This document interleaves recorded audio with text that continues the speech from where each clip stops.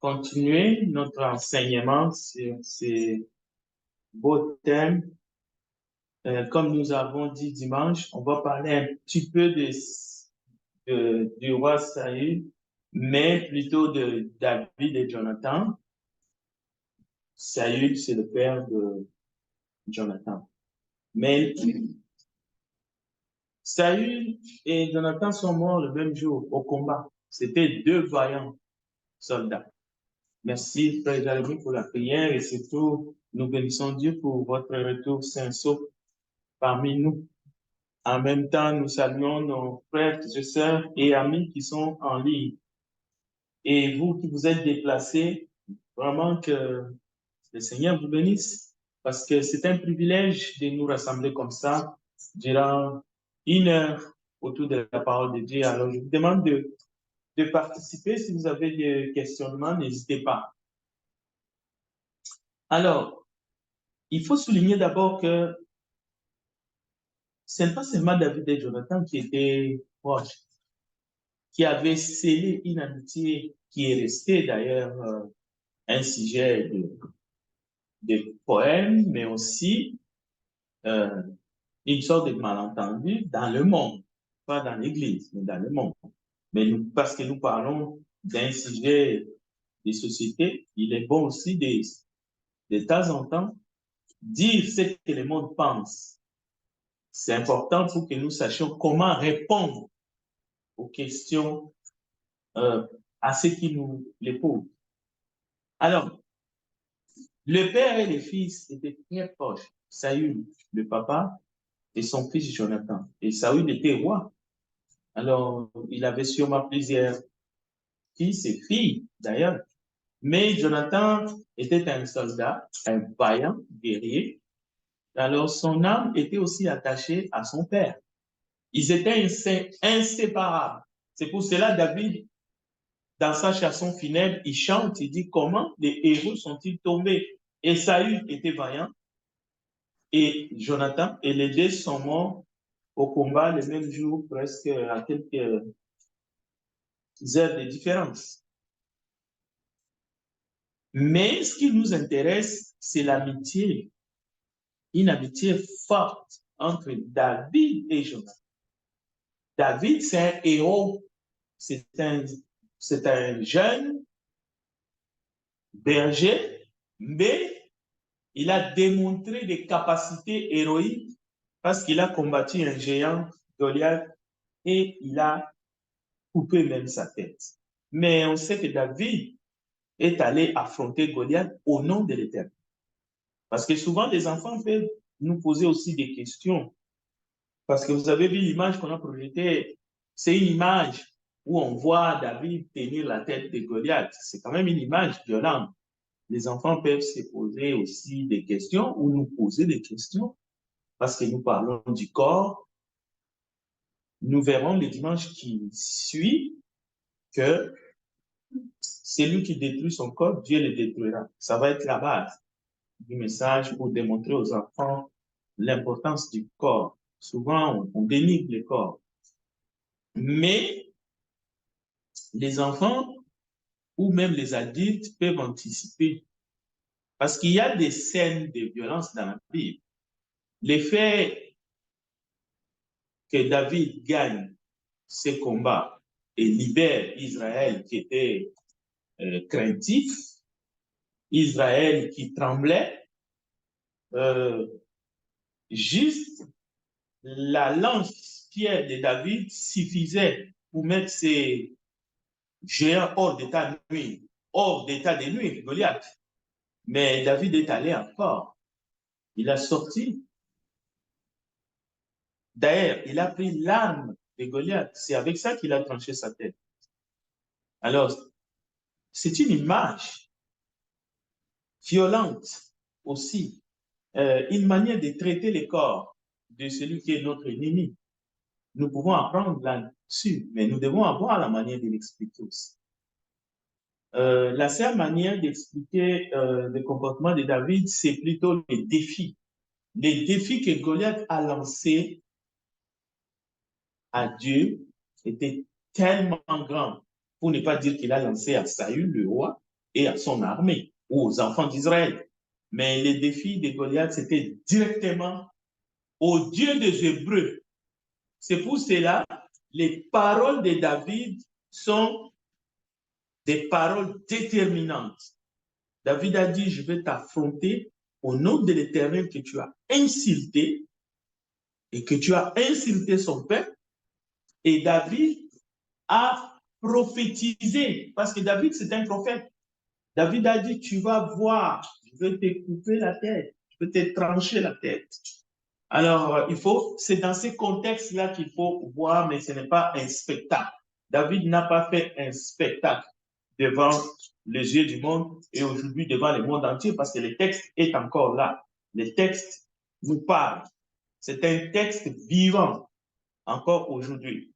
Et d'ailleurs, David, c'est un type, c'est un exemple, c'est un modèle de comment est-ce que nous pouvons affronter nos Goliaths à nous, les choses qui nous empêchent d'obéir à Dieu. En nous, il y a une partie de nous qui insulte Dieu. Et comme dans le monde, il y a les gens du monde aujourd'hui qui insultent Dieu, nous verrons de quelle façon. Par exemple, en méprisant le lien du mariage que Dieu a institué entre un homme et une femme. On peut profaner ces liens, on peut dire c'est pas ça, c'est autre chose. Et en le faisant, on insulte le Dieu qui a institué le mariage. Parce qu'il y a un texte dans l'Épître aux Hébreux d'ailleurs, au chapitre 14, qui dit que le mariage soit honoré de tous.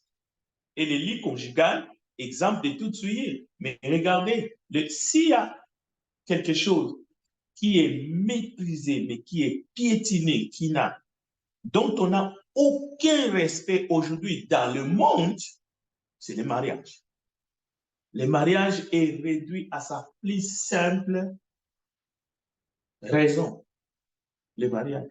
C'est devenu une formalité. Et d'ailleurs, il y en a même qui... C'est quoi le mariage?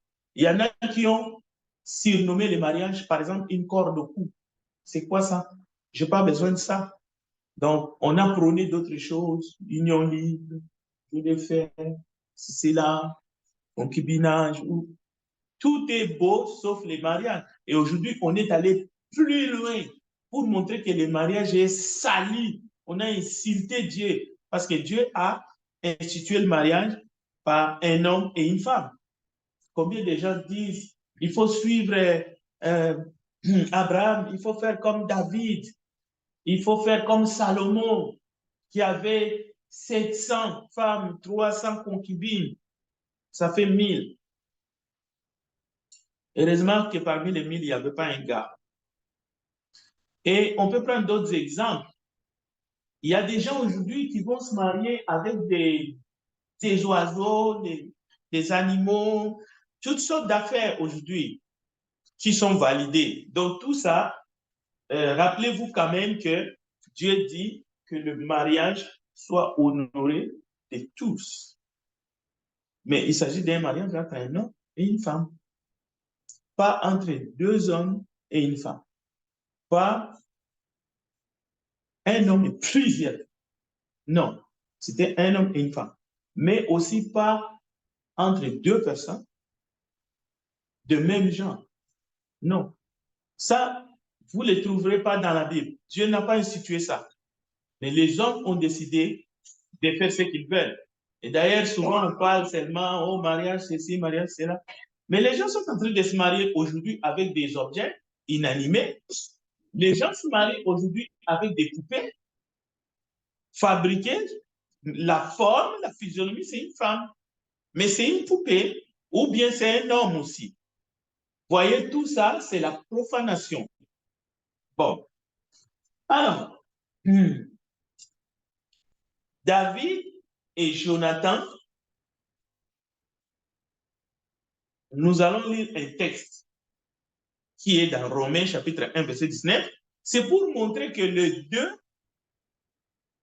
n'ont pas commis le péché que Romains chapitre 1, verset 19 fait allusion. Alors, nous allons lire Romains chapitre 1, verset 19. Ils n'ont pas fait ça. Même si le monde essaye de nous faire croire qu'ils ont fait ça, non, ils n'ont pas fait. On va ressortir tout ce que nous avons dans la parole de Dieu, mais nous allons aller voir pourquoi est-ce qu'on a véhiculé ces mensonges. Pourquoi est-ce qu'on a véhiculé ces mensonges? Il y a une raison. Nous allons voir au moins deux. Alors, lisons d'abord Romains 1, 19. Si vous avez trouvé, vous pouvez nous lire. Ceux qu'on peut connaître de Dieu est manifesté pour eux, Dieu leur ayant fait connaître. C'est le verset 19. Oui, continue. En effet, les perfections invisibles de Dieu, sa puissance éternelle et sa divinité, se voient comme à l'œil, depuis la création du monde. Quand on se les considère dans ses ouvrages, ils sont donc inexcusables. Puisqu'ayant connu Dieu, ils ne l'ont point glorifié comme Dieu. Et ils ne lui ont point rendu grâce, mais ils se sont égarés dans leurs pensées, et leur cœur sans intelligence a été plongé dans les ténèbres. Se vantant d'être sages, ils sont devenus faux. Et ils ont changé la gloire de Dieu incorruptible à une image représentant l'homme corruptible, des oiseaux, des quadruples et des reptiles. C'est pourquoi Dieu les a livrés à l'impurité, selon la convoitise de leur cœur, en sorte qu'ils déshonorent eux-mêmes leur propre corps. Eux qui ont changé la vérité de Dieu en mensonge et qui ont adoré et servi les créatures au lieu de les créateurs, qui est béni éternellement. Amen. Je continue.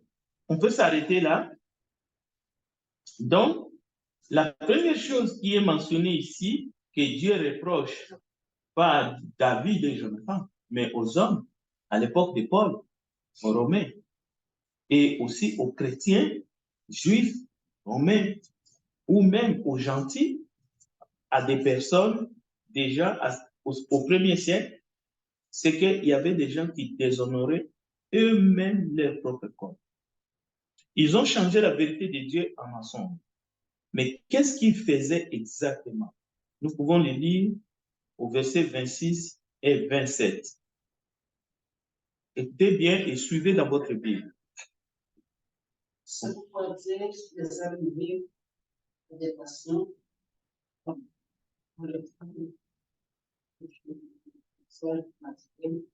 celui qui est et qui même les hommes qui ont c'est ça.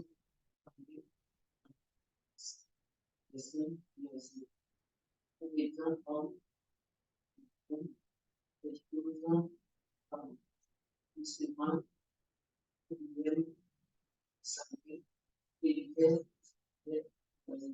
Voilà, on va s'arrêter là. Donc, les femmes ont changé l'usage naturel. Il y a l'usage naturel de tout ce que Dieu a fait. Et c'est ça qui est la bonne, l'usage naturel.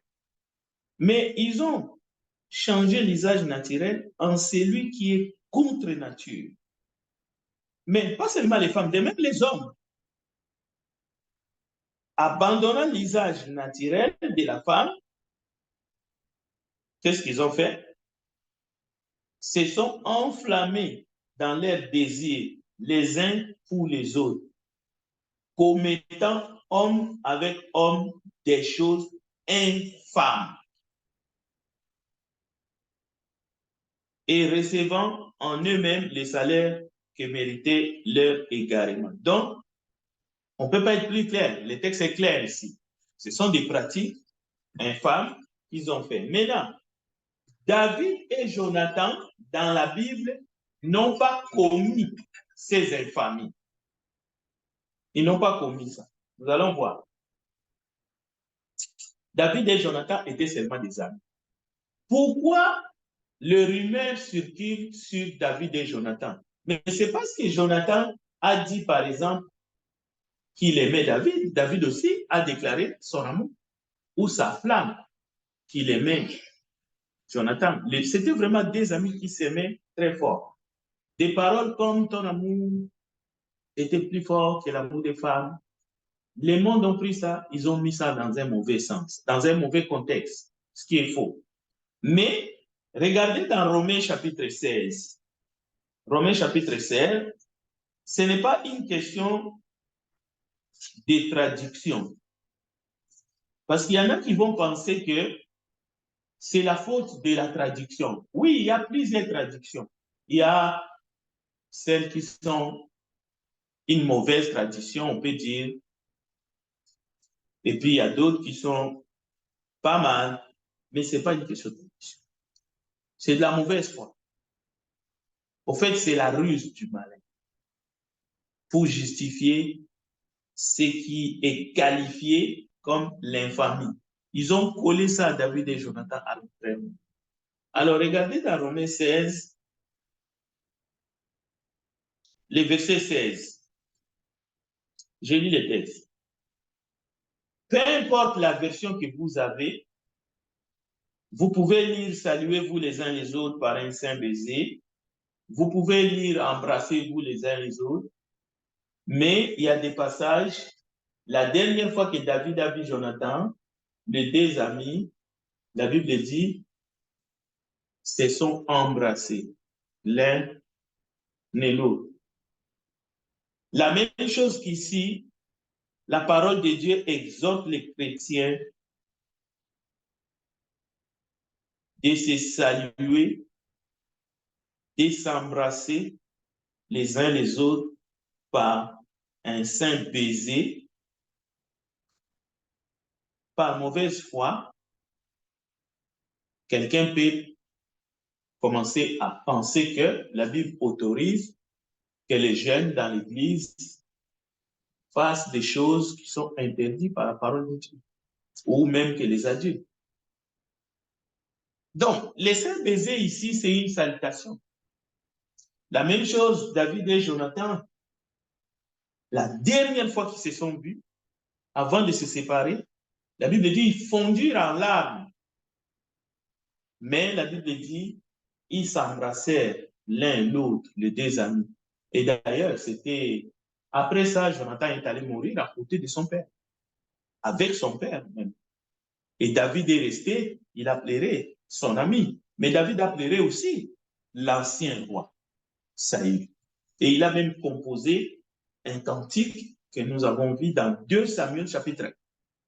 Mais maintenant, s'embrasser, qui est dans ce texte, ici, dans Romains chapitre 16, tout comme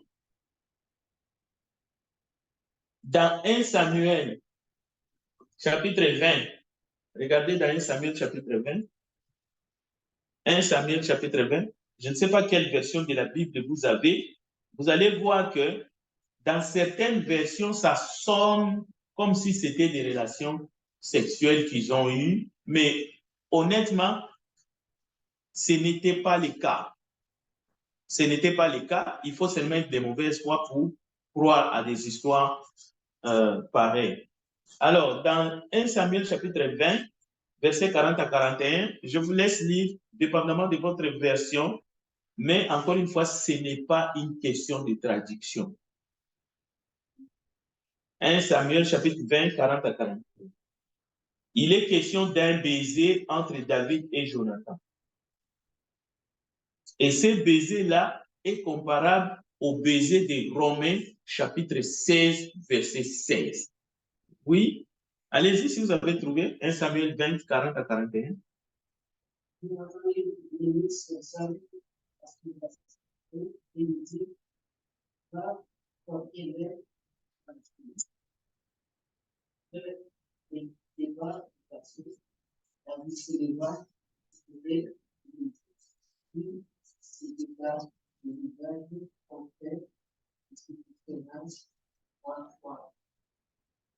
Les amis s'embrassèrent, les lèvres ensemble, la discipline, Très bien. Je ne sais pas si quelqu'un a une autre version.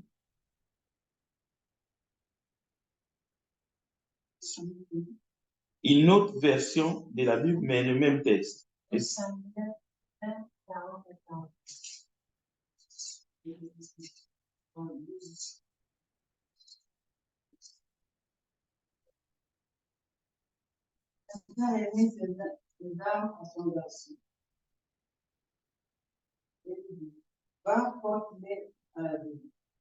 Après les départs du garçon, Alice s'éleva, il se jeta le visage contre terre, se prosterna 3 fois.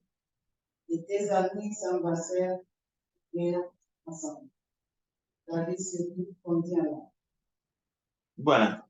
Alors, nous avons presque la même version de tous. Toi, c'est différent? Ok, allez-y, Fleur. Jonathan confia ses armes à son garçon et dit, va les reporter à la ville. Le garçon étant parti, David, au bout de la butte, se leva, lui tombant face contre terre, se frottant 3 fois, ils s'embrassèrent et pleurèrent l'un avec l'autre, jusqu'à ce que David eût dominé ses larmes. Ok, très bien. C'est quand même pas mal, cette version-là. Mais, j'ai dit ici, il y a des versions qui sont différentes. Les textes changent un peu, dépendamment des versions, mais ceux qui ont donné un mauvais sens à ces textes, ce n'est pas à cause des versions. Ce n'est pas mauvaise foi. Ce n'est pas méchanceté. C'est parce que leur but était de séduire. Leur but était de permettre des activités contre nature, selon Romains chapitre 1, verset 19 jusqu'à verset 24, que nous avons lu. Alors, plus loin, je vous donne encore 2 Samuel chapitre 1, verset 25 à 27. Ça, c'est le dernier texte. Deuxième raison. 2 Samuel 1, 25 à 27. Je vais le lire. Ton amour pour moi était plus merveilleux que l'amour des femmes.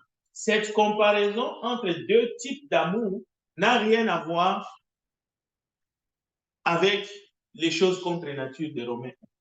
Non. C'est juste que Jonathan lui-même était marié, père des enfants.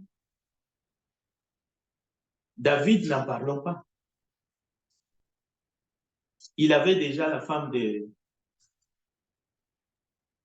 Il avait plusieurs femmes. Il a connu plusieurs femmes. Et alors, donc, il savait déjà comment était la relation entre un homme et femme. Et maintenant, leur cœur était tellement lié dans l'alliance qu'ils ont fait. Alors, ils ont voulu dire que les circonstances nous séparent, mais notre amour, notre fidélité. Tu dois tenir ton engagement, David, parce que c'est toi qui vas monter au trône. Tu ne feras pas du mal aux membres de ma famille. On a scellé notre alliance. Et moi, de mon côté aussi. Mais Jonathan ne savait pas que c'était la fin. Alors, dans Hébreux 13, je vous donne le texte. Ça commence comme ça, Hébreux 13. Persévérez dans l'amour fraternel. N'oubliez pas l'hospitalité, car l'exerçant quelques-uns ont logé des anges sans les savoir. Donc, David et Jonathan sont en train d'expérimenter. Jonathan est en train de sauver la vie de David entre les mains de son père, Saül. Donc, ils ont persévéré dans un amour fraternel vrai, sans oublier l'hospitalité. Jonathan a pris ses tennis, ses armes. Il a donné ça à David. Il prend. Ça va t'aider. Ça va te protéger contre les éventuels ennemis. Même sa ceinture, il a donné ça à David. Bon, en exerçant l'hospitalité, quelques-uns ont logé des anges sans les savoir. Écoutez le verset 3 de Hébreux 13. Souvenez-vous des prisonniers comme si vous étiez aussi prisonniers, de ceux qui sont maltraités comme étant vous-même dans le corps. Et voilà, le Saint-Esprit sait tous les sujets.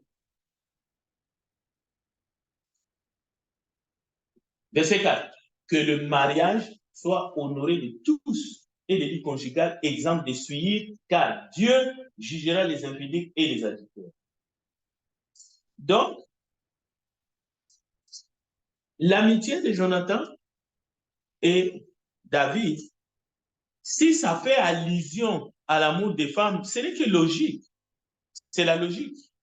Parce que l'amour entre un homme et une femme, il faut que ça soit vrai, il faut que ça soit sincère. S'il n'y a pas de fidélité là-dedans, s'il n'y a pas de complicité, s'il n'y a pas le respect de la parole, donc il n'y a pas mariage, il n'y a pas amour. On ne peut pas parler de la famille à ce moment-là. On ne peut pas parler d'un bon cœur.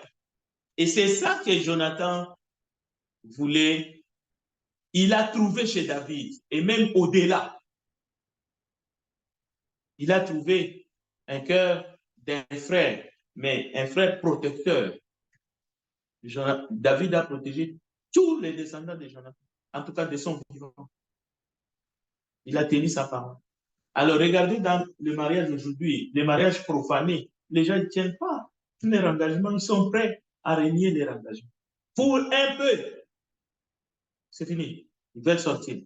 Ils trahissent. Mais ils trahissent dans tous les sens des termes. Un homme marié, dès qu'il voit une autre femme, il trouve que l'autre femme est plus belle que sa femme de là. Il commence à regarder, à tourner les yeux et à essayer de s'approcher, même à dialoguer très longtemps. Alors que chez lui-même, il n'a pas le temps de dialoguer avec sa femme.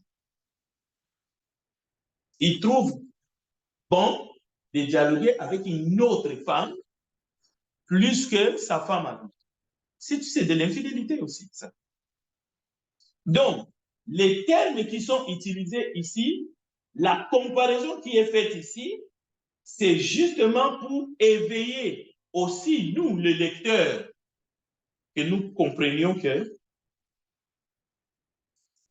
l'amitié entre frères et sœurs, entre deux frères ou entre deux sœurs, n'a pas besoin de virer dans les choses contre nature, femme, femme, homme, homme, pour parler de l'amitié. Non, on n'a pas besoin de ça. Mais on doit être hospitalier, correct, on doit être fidèle et on doit se respecter les uns les autres et surtout tenir notre engagement et nos paroles. Alors, on va terminer aujourd'hui par 2 ou 3 exemples que j'ai choisis pour montrer combien est grand le cœur de notre Dieu par rapport au lien de mariage. Parce que ces sujets qui concernent des personnes qui s'unissent, mais dans toutes les formes, de toutes les manières, indépendamment de ce que la parole enseigne. Aujourd'hui, la seule manière de faire face à ça, c'est d'honorer le mariage que Dieu a institué. C'est de parler du mariage que Dieu a institué. Ce n'est pas d'argumenter est-ce que c'est bien ou est-ce que c'est mal. Non, non, non. Parlons du mariage, parlons du couple dans la Bible tel que Dieu l'a institué. Mais aussi, nous allons voir par ces 3 exemples que j'ai choisis, et j'aimerais partager avec vous, comment Dieu peut désapprouver les hommes lorsqu'il contourne les liens du mariage. Lorsqu'il décide de choisir ou de faire les choses qui sont contre nature, c'est-à-dire qui ne sont pas naturelles. Alors, le premier exemple,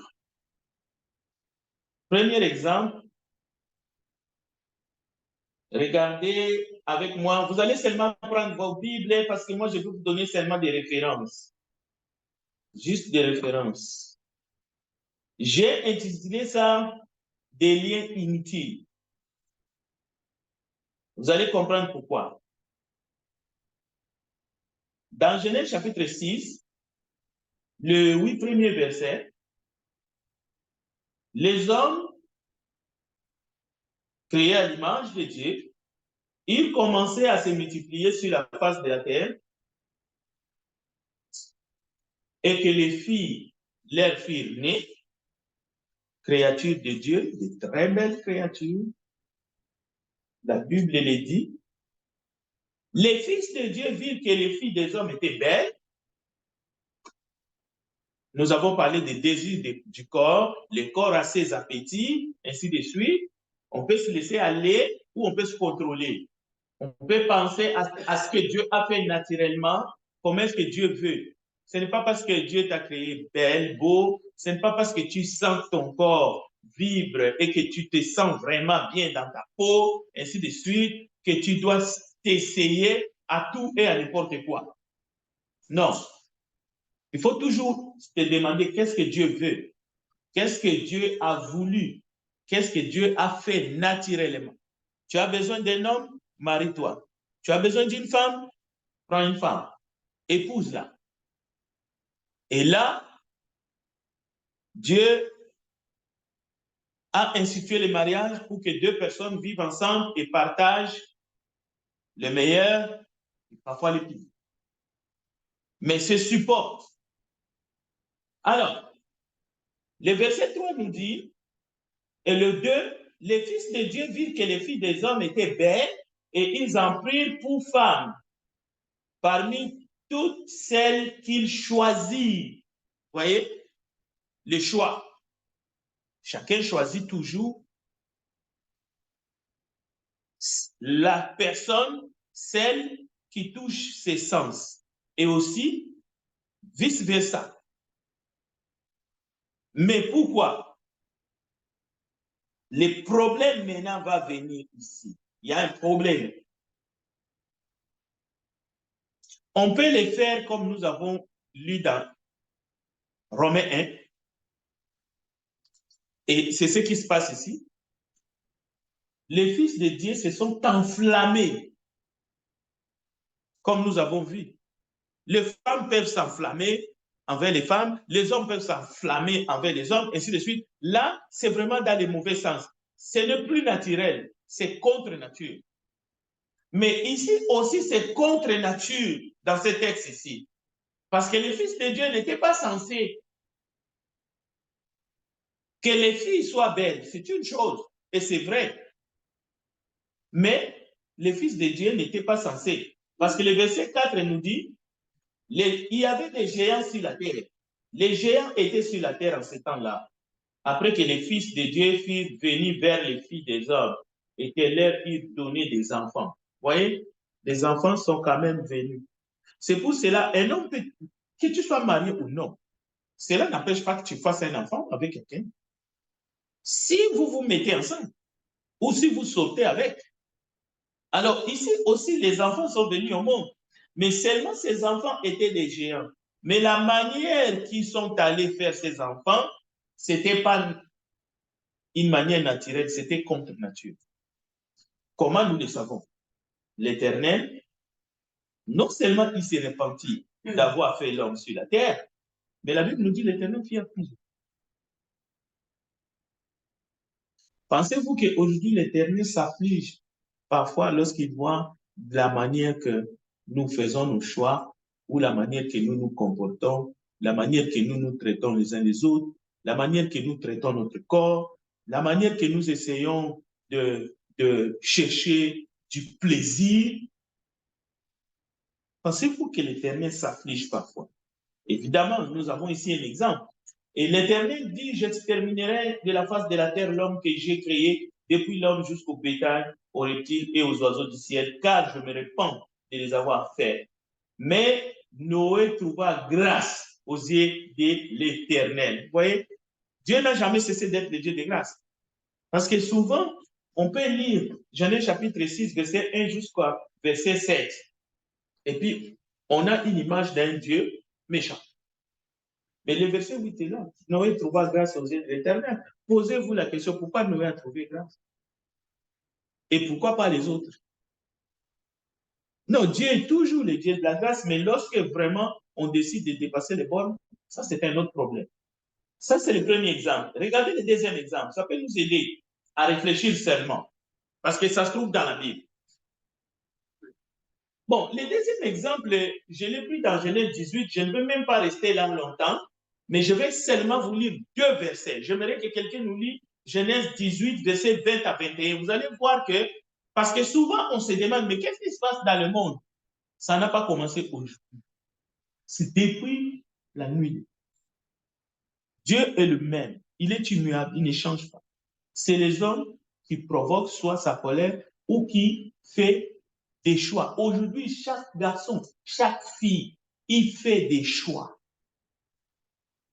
Et ces choix-là, ça peut plaire à Dieu, ça peut affliger le cœur de Dieu. Dieu peut se réjouir de notre comportement. Dieu peut dire, ah, ça, c'est vraiment naturel. C'est ce que je veux, c'est ce que j'ai toujours voulu. Ça, c'est contre nature. Le problème n'est pas entre nous. On commence à se battre, à se jeter des pierres. Non. Le problème, c'est Dieu qui voit, qui apprécie, qui juge et qui intervient. Parce qu'il interviendra dans l'histoire de l'humain. Alors, lisons Genèse 18, verset 20 à 21. L'Éternel dit, le cri contre Sodome et Gomorrhe s'est accru. Le péché est énorme. C'est pourquoi je vais descendre et je verrai si l'on agit entièrement selon le bruit venu jusqu'à moi. Et si cela n'est pas, je le ferai. Merci. Il faut pour la lecture. Alors, si ça c'est le début de l'histoire, Dieu connaît tout, il est omniscient, omnipotent, omniprésent. Mais regardez l'approche. Regardez comment il agit, même avec prudence. Il donne une chance. C'est ce qui va se passer lorsqu'il va parler avec Abraham. Si je trouve 10 justes, si je trouve 5, j'épargnerai les pays. Donc Dieu n'est pas comme nous. Nous, on a un esprit. Peut-être, si on était Dieu, on exterminerait déjà une grande partie de la planète. Mais Dieu, ce n'est pas comme ça qu'il agit parce que c'est un Dieu qui est patient. C'est un Dieu qui aime les créatures que nous sommes. Il veut que nous puissions nous repentir, ça c'est vrai. Mais il est lent à la colère. Il est riche en bonté. Il veut que nous puissions nous repentir. Si vous ne vous repentez pas, vous périrez également. Et ça nous concerne, nous. D'abord, premièrement. Alors, dans Genèse chapitre 19, Lot est dans Sodome et Gomorrhe. Il est là-bas. Les anges sont venus pour les faire sortir de la ville. Ce qui se passe m'étonne. Et je suis sûr que ça va vous étonner aussi. Regardez au verset, les anges arrivent au verset 5. Ils entrent dans la maison de Lot. Les 2 anges arrivèrent à Sodome, ça c'est verset 1. C'était le soir. Lot était assis à la porte de Sodome. Quand Lot les vit, il se leva pour aller au-devant d'eux et se prosterna la face contre terre. Puis il dit, voici mes seigneurs, entrez, je vous prie, dans la maison de votre serviteur et passez-y la nuit. Lavez-vous les pieds, vous vous lèverez de bon matin et vous poursuivrez votre route. Non, répondirent-ils, nous passerons la nuit dans la rue. Mais l'autre les pressa tellement qu'ils virent chez lui et entrèrent dans sa maison. L'autre leur donna un festin et fait cuire des pains sans levain. Et ils mangèrent. Écoutez, il n'était même pas encore couché que les gens de la ville, les gens de Sodome entourèrent la maison. Depuis les enfants jusqu'aux vieillards, toute la population était accourue.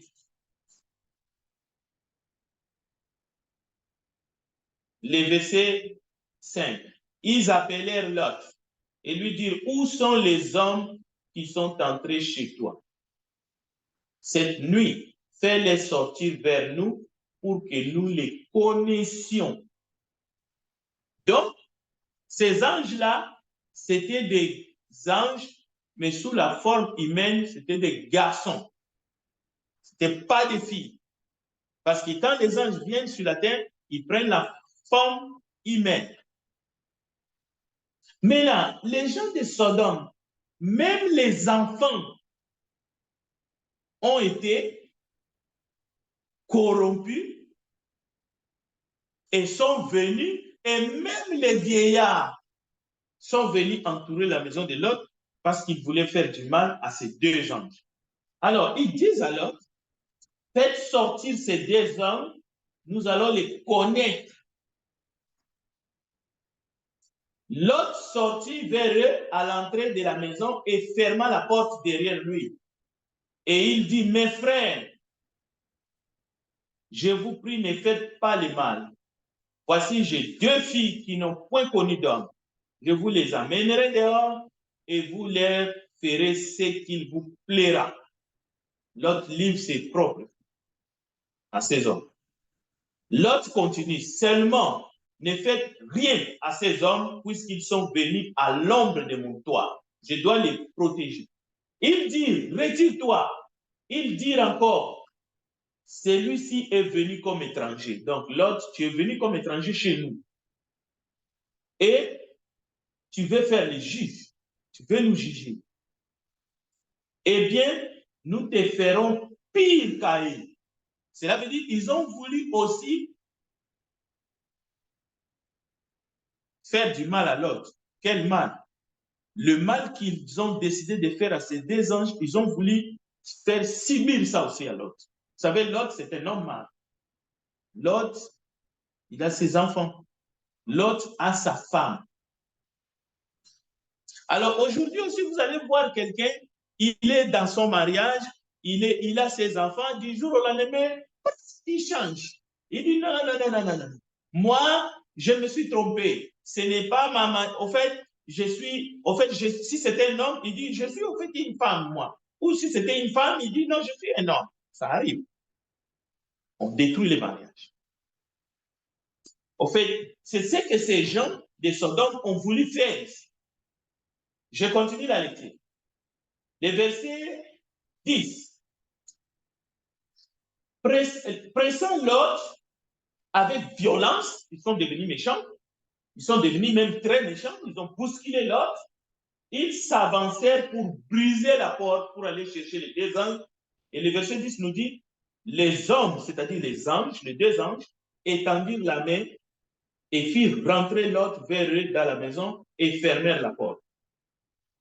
Et ils frappèrent d'aveuglement les gens qui étaient à l'entrée de la maison, depuis le plus petit jusqu'au plus grand, de sorte qu'ils se donnèrent une peine inutile pour trouver la porte. Donc, si l'autre a eu la vue sauve, c'est par ces miracles.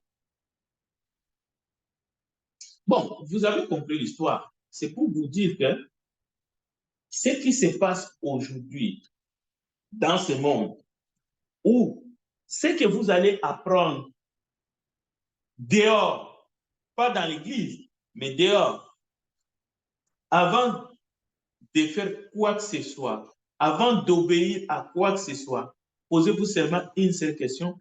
Est-ce que c'est conforme à la parole de Dieu? Est-ce que c'est naturellement ce que Dieu a fait ou non? Et si ce n'est pas le cas, il faut simplement s'abstenir. S'abstenir ne signifie pas juger les autres durement ou brimer leur liberté. Nous verrons dimanche. Je vous donne le thème. Les corps que Dieu nous a donnés, si nous les détruisons, Dieu nous détruit. Pas nous, pas l'Église. Et il y a d'autres exemples comme ça qu'on peut aller voir dans la parole de Dieu qui dit clairement que le mariage est une institution que Dieu, sachant que c'est utile pour les humains, c'est bon, et même c'est très bon. Depuis la Genèse, nous pouvons nous contenter de cela. Le reste, ça ne nous apportera que confusion, trouble, peut-être punition de la part de Dieu. Alors nous devons être, nous sommes avertis au fait. Est-ce qu'il y a des questions? Je vais m'arrêter là pour aujourd'hui parce que je vois que le temps file inexorablement. Je vais permettre à quelqu'un qui a une question avant que je laisse la place à notre frère Jérémie pour terminer cette soirée. Ceux qui sont à la maison, on a déjà dit, ils peuvent écrire leurs questions et nous pouvons les lire même prochainement dans une autre étude.